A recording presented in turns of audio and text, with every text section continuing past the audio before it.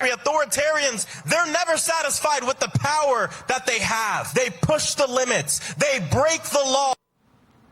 Democrats slamming DOGE's efforts to slash government spending during a protest here in Washington yesterday. For more, let's welcome our political panel. Vice President of Coign, Cassie Smedile, and Capitol Counsel LLC partner Jonathan Cott. Welcome to both of you.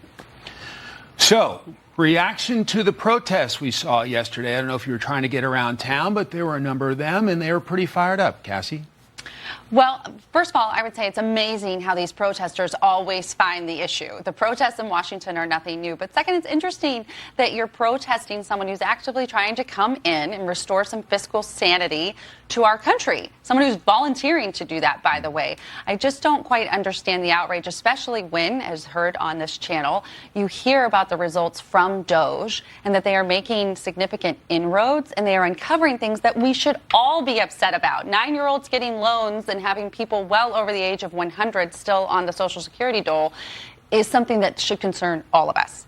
Elon Musk has largely been the face of DOGE. He's expected to get back to his business empire in the next couple of months. Are you going to miss him, Jonathan?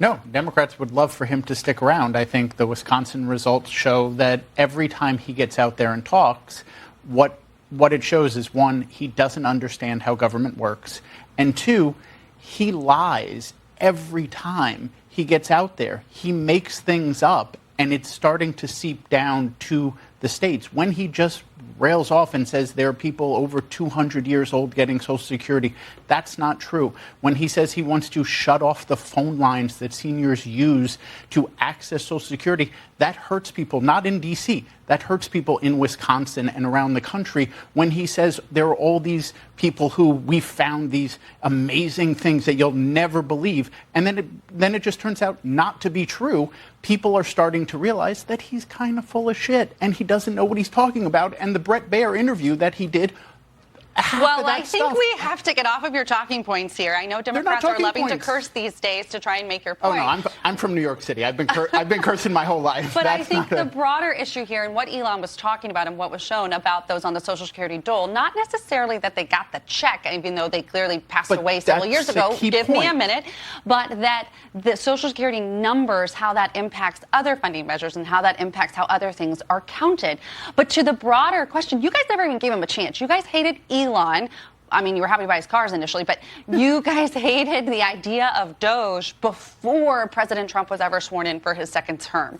This idea that we are going to limit the federal government, this idea that we're going to be a more responsible federal government, that's really hard for Democrats because you guys want it bigger and broader. You want that to be the center spoke of our wheel in this country. And all that's done is put us trillions of dollars in debt. And the very people you talk about who are purportedly harmed by DOGE are the ones who have been getting the short end of the stick all along because of Democrats' incredible out-of-control spending, like President Biden, who had the horrible Green New scam that did nothing for the American people and put us, many communities, in dire straits. The Green New scam was the IRA written by coal baron Joe Manchin from West Virginia. So that is just a false talk. Let's talk about all of the electric vehicle That's just a brands. false. I mean, if you want to say Joe Manchin is a Green New scam person, that's just not believable. I worked for the guy for 8 years. There's nobody. We were protesting. That's your personal piece of it, but on the whole, I think most people can say that the Green New Deal and the trillions of dollars that it added to our deficit were not a significant positive. The Green New Deal is not anything.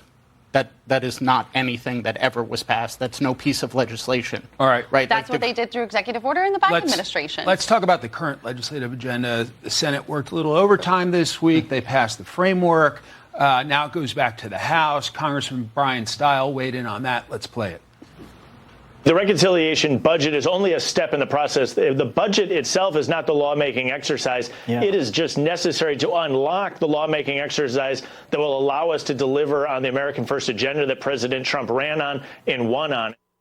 John, what do you expect on the House side of the Capitol? I mean, they've already said they won't pass they don't have the votes to pass what the Senate sent over, and the Senate said they won't pass the $800 billion in Medicaid cuts, Medicare and Medicaid cuts that the House passed over. So until the Republicans figure out how they want to cut government spending to pay for billions and trillions of dollars in tax cuts for people that make more money than the three of us, I don't think Democrats really have anything to worry about. They have to get their side of the aisle in order, and we'll sit here and continue to point out what we think is wrong with it. I'd also point out they could be working in a bipartisan way. There were many Democrats who the other night said, we'll work with you on tax cuts for middle-class people. We'll work with you on energy reform. We'll work with you on a lot of these things.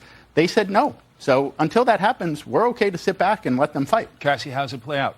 I think the main thing to point out here is this is the reconciliation piece of this. This is just so they can get into the debate. This is just so they can go and work on the different pieces to get that big, beautiful bill together.